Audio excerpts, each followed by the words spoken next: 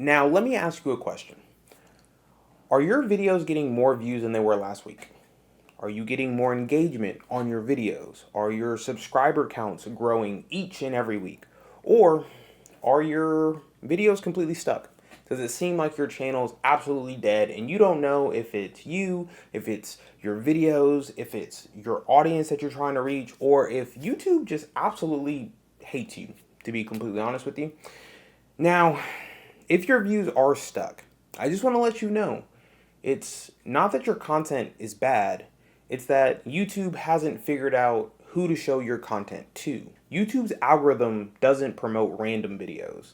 They promote patterns, patterns that actually get views and engagement and likes and comments and shares and, well, keeps people on the platform itself. And in the next 10 minutes, I'm going to show you exactly what I did to, well, trick the algorithm to show it that I wanted to make good content for my audience instead of just posting random videos that, well, had no direction at all when it came to my channel. Because at the end of the day, we want the algorithm to work for you, not against you. This isn't supposed to be a treacherous, just like rage, anxiety inducing time. We want this to work all in tandem. And, well, I think I have just the stuff for you, so make sure you stay to the end of the video. But if you are somebody that's new to the channel, make sure you hit the subscribe button and notification bell to get notified every time I post a video. And leave a comment in the comment section down below. What your YouTube is about. Like, what niche are you in? I would love to come check out some of your videos, so leave that in the comment. It helps out a lot. So the first thing that we kind of have to go over is the fact that there is a retention loop that you need to figure out when it comes to your videos. YouTube wants people to stay on the platform, whether that's watching your videos or somebody else's videos. So if they click on your video and they immediately leave the platform, YouTube assumes your video was the reason that they left the platform, even though there could be a lot of other circumstances and reasons that they actually got off. But the simple fact is they clicked on your video and now they are no longer on YouTube. And YouTube, to be candid, hates that behavior. And that's why if it is happening, your videos are not getting seen to the most amount of people possible. If you can hold a viewer for simply 30 seconds into your video, you're already miles ahead than majority of content creators. You kind of want to think of your content similar to Netflix. You want your audience to continuously think, oh, just one more episode, just one more video. Oh, I'll just stay until the end of this one. Oh, I will continue watching. Oh, I'm not going to leave the platform right now. This is getting too interesting. And the way that you can do that is by simple cliffhangers, or I guess mini cliffhangers throughout your video. Asking questions to your audience, asking them to comment in the comment section down below. Basically just trying to have a dialogue in the comments with your audience, because that engagement and conversation can lead to not only your video being recommended to people that are similar to the people that are commenting on your video, but it shows YouTube that you're engaging with your audience. So when it eventually pushes your content to more people and they do comment and like and subscribe, they know that you're actually going to respond to them. They know that you're actually communicate with them. They know that you're actually going to grow a community around that subset of people. And one of the ways you can really do this is by setting up a hook, or really, I guess, an expectation when it comes to your videos. Obviously, you clicked on this video because you wanted to learn how to tailor YouTube's algorithm to work for you, not against you. But if my hook at the beginning was, hey, I'm going to teach you how to cook an amazing breakfast today, and my video was all about how to retain people for your YouTube video, there would be a huge disconnect between what people expected and what they would probably be pretty upset at my video, because I did not simply give them the expectation that I set at the beginning of the video. So if your video is about growing on social media, the first thing that you should be addressing is how to grow on social media. Or throughout this video, I will teach you how to grow on social media. Or these 5 steps helped me grow my accounts. Let me show you how to do it.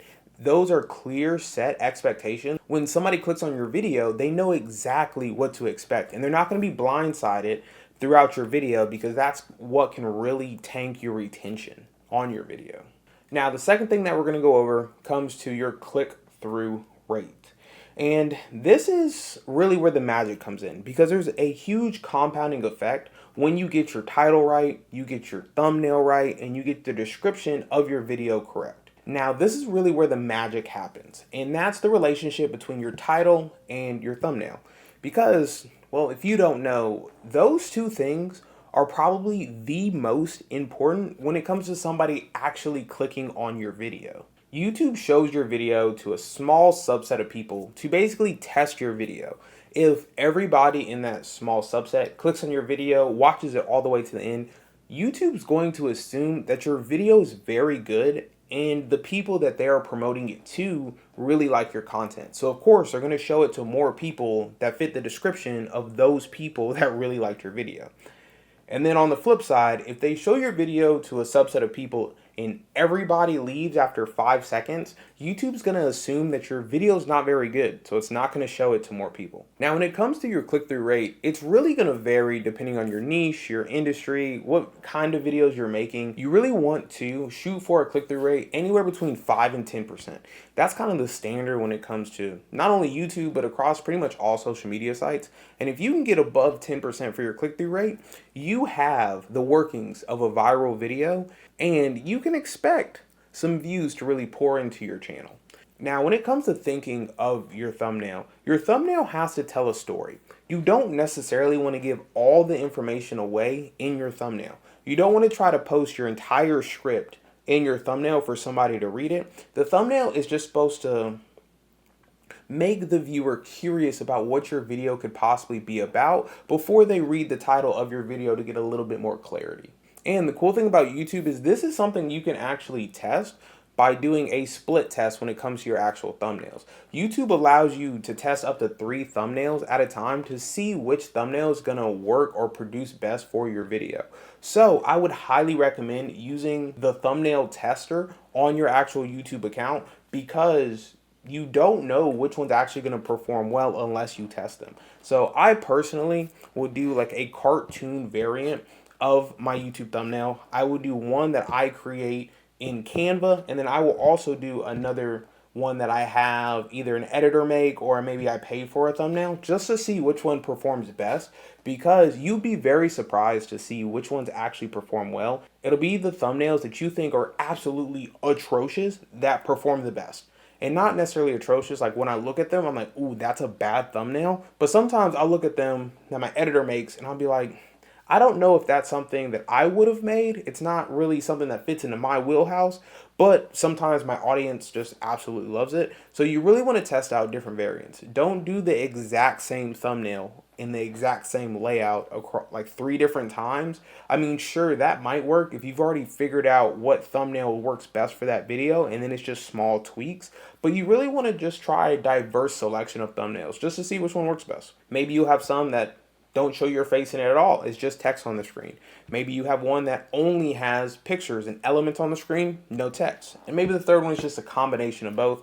It's just something you kind of have to play around with. But trust me, it's going to save you a lot of headache in the future if you do test them early on, so you know which one's actually going to perform well for your video. And then I also want you to think, based on the industry or the niche that you're making content in, what do other videos in that niche that perform very well, what do their thumbnails look like? Because you can definitely get some inspiration. If everybody in your niche has very similar thumbnails, it's probably because those thumbnails work really well. So that's something you'd probably want to test. But then also, you kind of want to think outside the box when it comes to your thumbnails. If everybody in your niche has a very specific thumbnail that they use, maybe you want to test that one. But then you also want to test something that's like exactly the opposite, because maybe everybody's just, following everybody else. And really, if you're a little bit different when it comes to the algorithm and just showing a different type of thumbnail, maybe you can capitalize on the monotony that is the niche that you're in. So now that you understand what your viral hook is, you understand that you need to be testing different thumbnails, and that, well, to be honest with you, they have to actually be good based on the other videos that are in your niche. We are going to talk about probably the most important thing outside of those two when it comes to your engagement triggers. What this means is when you initially post a video, any engagement that you get on that video, you want to make sure you're responding to that video within minutes if you can help it. I'm sure you probably have YouTube on your phone, so when somebody comments, they like, they subscribe to you, you should get that notification, and you want to make sure that basically as soon as you get that notification, you're responding to that comment. You're saying, hey, thanks for becoming a subscriber. Oh, I saw you like the page. Thank you so much. Which one's your favorite video? Because YouTube sees all additional engagement as the better your video does. Now, if you post a video and that video gets 2 comments, and now you reply to those 2 comments, and they also reply to those comments, you now have 6 different types of engagement on your video. So YouTube's gonna say, hey, from the very small sample size with these 6 comments on this brand new video, we should push it out to more people. So just making sure that you're staying active and engaging with other people in your comment section is really, really important.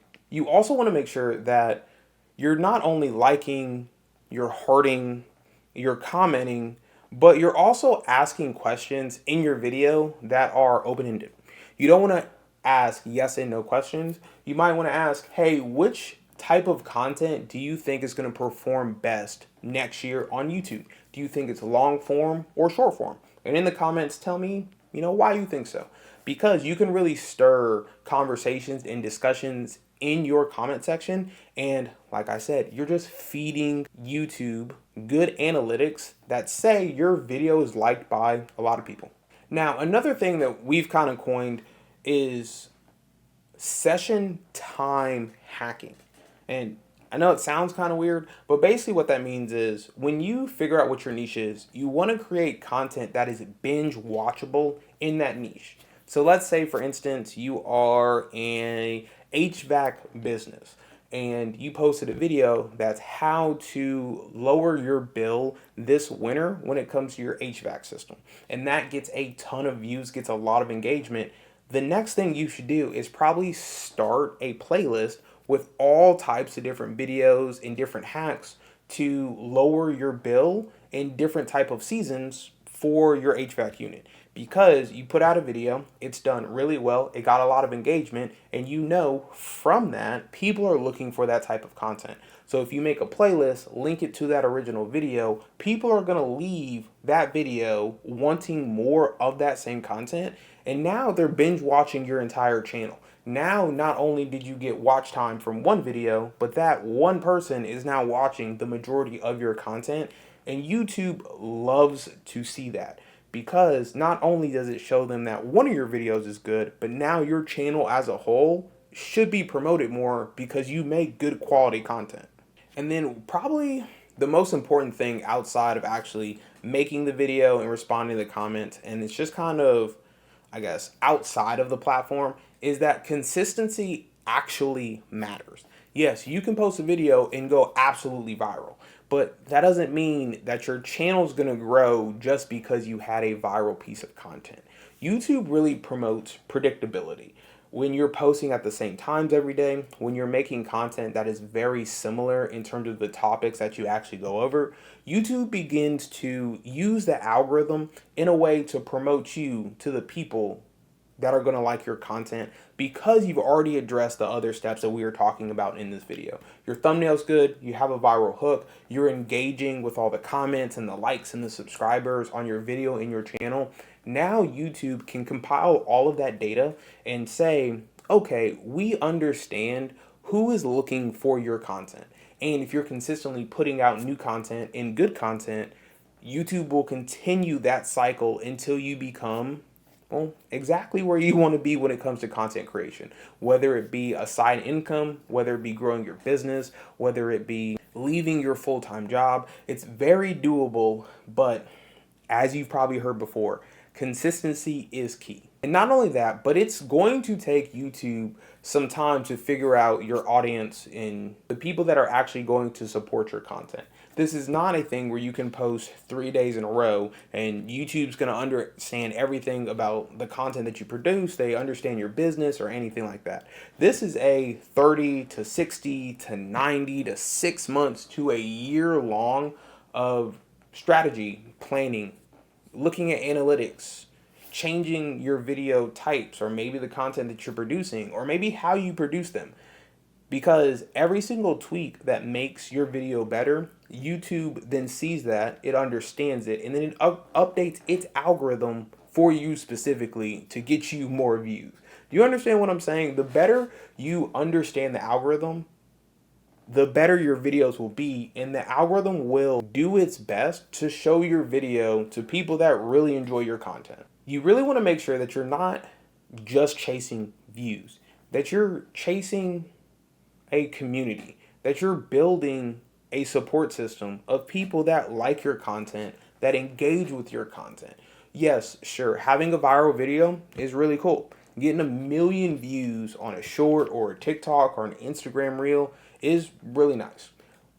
But if you had 1 million people that watch your video every time it comes out, I promise you that will feel better than having a viral short or reel or TikTok, because consistently being able to do that over and over again is how you become successful on this platform. And don't be afraid to go into your analytics and really see what's working well for your channel. YouTube gives you all the information that you could really ask for when it comes to growing your channel. Hey, where do my retention fall off in my videos? Hey, what does my click-through rate look like? Hey, out of these 3 thumbnails that I tested, which one performs best? Why does it perform best? So we can make sure that we use that going forward. And these are really the main takeaways that I was able to implement in my channel to go from 200 views a month to now over 20,000 views a month. I know, which is really crazy to see how fast it kind of spiked up once I started making these very simple changes, to be honest with you. So if you found this video helpful, make sure you hit the subscribe button and notification bell to get notified every time I post a video, and leave a comment in the comment section down below on if these tips helped you at all, because I think if you implement them, you will definitely see growth in your channel. And just like that, I will see you in the next one. Peace.